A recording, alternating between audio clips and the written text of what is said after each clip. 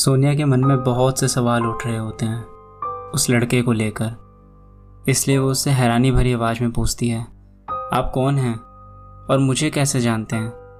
वो लड़का उसे हंसते हुए जवाब देता है, कल तुम जिस रेस्टोरेंट में खाना खाने आए थे मैं वहीं काम करता हूँ, और जब तुम और तुम्हारी फ्रेंड आपस में बात कर रहे थे तब मुझे तुम्हारा नाम मालूम हुआ।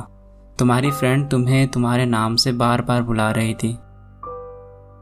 तो तुम मुझे यहाँ कैसे लाए? तुम्हें कैसे पता चला मेरा एक्सीडेंट हो गया?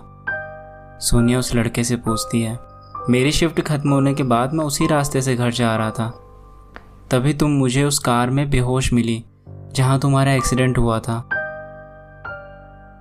इतना कहते हुए वो लड़का उससे टेक केयर कह के वहाँ से चला जाता है।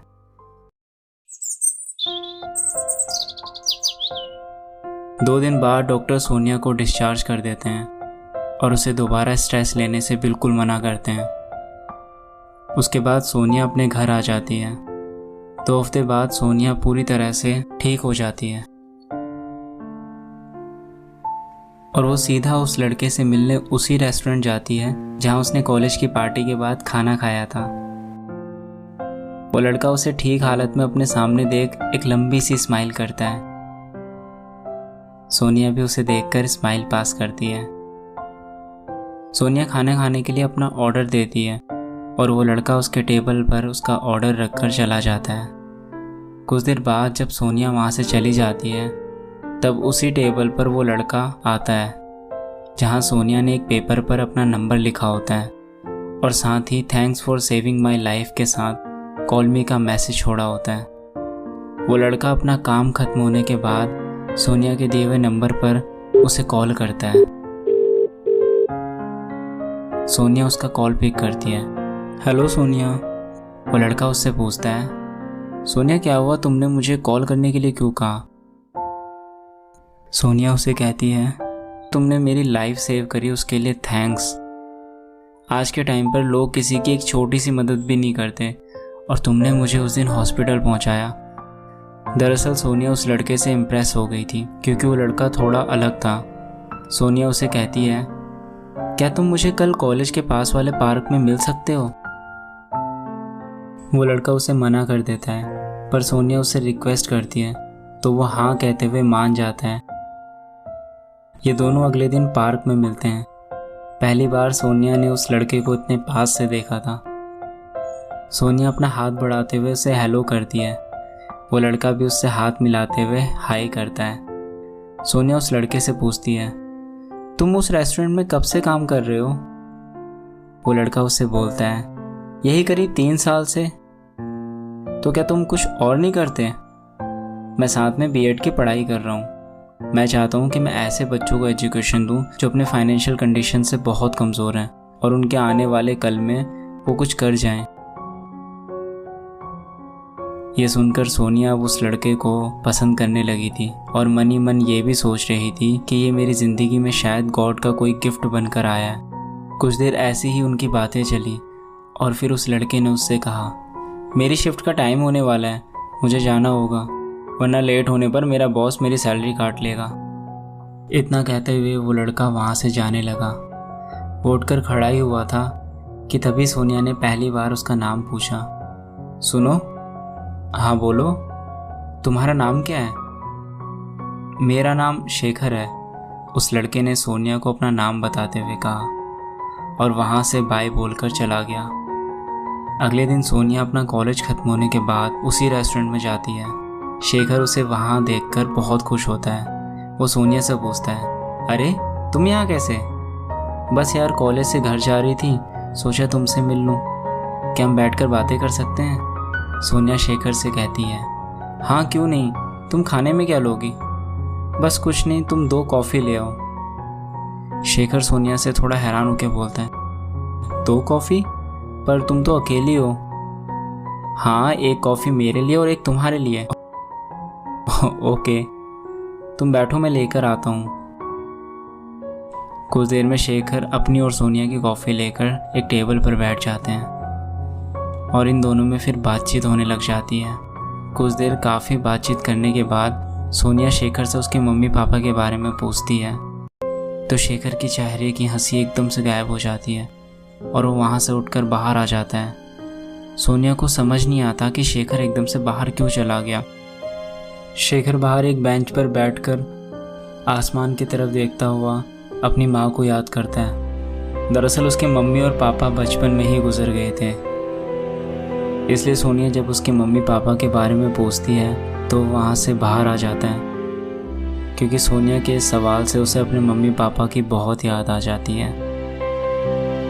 सोनिया शेखर के पास आकर बैठ जाती है और जब शेखर सोनिया को अपने मम्मी पापा के बारे में बताता है तो उसकी आंखों में आंसू आ जाते हैं। सोनिया उसके आंसू पोंछती है और उसे पहली बार प्रपोज करती है।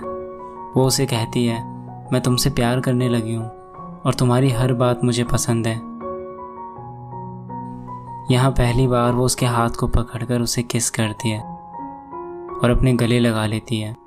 शेखर भी उसे अपने गले लगाए बिना नहीं रह पाता, वो भी कहीं ना कहीं उसे पसंद करने लगा था। वो दोनों एक दूसरे को काफ़ी देर तक गले लगा कर रखते हैं। इतने में सोनिया के फ़ोन की रिंग बजती है। वो उसके पापा का कॉल होता है।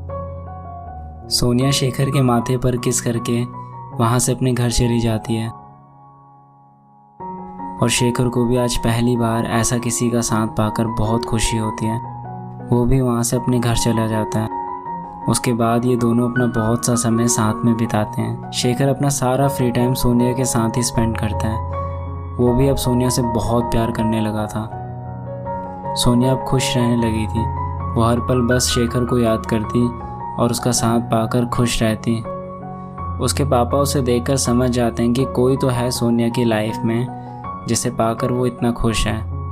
पर जब उसके पापा उससे पूछते हैं, बेटा सोनिया, आजकल तुम बहुत खुश रहती हो, क्या तुम्हारी लाइफ में कोई लड़का है? पर सोनिया जब ये बात अपने पापा के मुंह से सुनती है तो वो मना कर देती है। वो कहती है, ऐसा कुछ नहीं है पापा। पर उसके पापा उसे विश्वास दिलाते हैं और उसे कहते हैं, बेटा हम तुम्हारी पसंद को मना नहीं करेंगे। तब सोनिया अपने पापा को बोलती है, ये वही लड़का है जो मुझे हॉस्पिटल लेकर आया था। सोनिया के पापा उसकी बात सुनकर सोनिया से उस लड़के से मिलवाने के लिए कहते हैं, मगर उसके पापा को ये नहीं पता होता कि वो एक रेस्टोरेंट में एक वेटर की जॉब करता है। सोनिया जब शेखर से मिलती है तो वो उसे सारी बात बताती है और कहती है उसके पापा उससे मिलना चाहते हैं और हमारी शादी के लिए बात करना चाहते हैं। पर शेखर जानता है कि ये पॉसिबल नहीं है, क्योंकि सोनिया के पापा बहुत अमीर हैं और हॉस्पिटल में शेखर उन्हें देखकर पहचान जाता है कि वो एक बहुत अमीर इंसान है। वो सोनिया को समझाने की कोशिश करता है, सोनिया तुम्हारे पापा शादी के लिए कभी नहीं मानेंगे। पर सोनिया उससे बहुत प्यार करती है, वो उससे दूर नहीं रह सकती। और शेखर भी सोनिया से बहुत प्यार करता है, वो भी सोनिया से दूर नहीं रह सकता। पर शेखर एक प्रैक्टिकल लड़का होता है, इसलिए वो सोनिया को समझाता है। पर सोनिया उससे ज़िद करने लगती है और ना चाहते हुए भी सोनिया को वो हाँ कर देता है। और अगले दिन सोनिया के पापा शेखर को उसी रेस्टोरेंट में खाने पे बुलाते हैं जहाँ वो काम करता है। शेखर उस दिन के लिए अपने बॉस से छुट्टी ले लेता है और जब सोनिया उस रेस्टोरेंट में पहुँचती है तो वो भी चौंक जाती है, क्योंकि उसे भी नहीं पता होता कि उसके पापा ने ये रेस्टोरेंट आज खाने के लिए बुक किया है। जब शेखर को ये बात सोनिया कॉल पे बताती है तो वो घबरा जाता है, पर उसके पास कोई दूसरा रास्ता नहीं होता।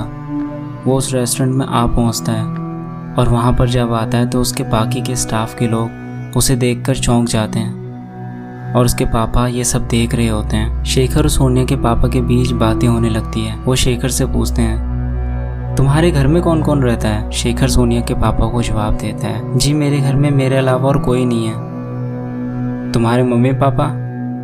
मेरे मम्मी पापा बचपन में ही गुजर गए थे, तब से मैं अकेला ही रहता हूँ। कुछ देर बाद सोनिया के पापा शेखर से पूछते हैं, और तुम जॉब क्या करते हो? जब शेखर उनकी ये बात सुनता है तो वो उन्हें सब कुछ सच बताते हुए ये बात बता देता है कि मैं इसी रेस्टोरेंट में काम करता हूँ। इतनी बात कहते हुए सोनिया के पापा सोनिया की ओर देखते हैं। सोनिया समझ जाती है कि उन्हें ये रिश्ता मंजूर नहीं है और शेखर भी सोनिया के पापा को देखकर सब समझ जाता है। वो सोनिया से बाय बोलकर वहाँ से उठकर जाने लगता है और जैसे ही वो गेट पर पहुँचता है तभी वहाँ कुछ ऐसा होता है कि शेखर दौड़कर सोनिया के पास वापस आता है और फिर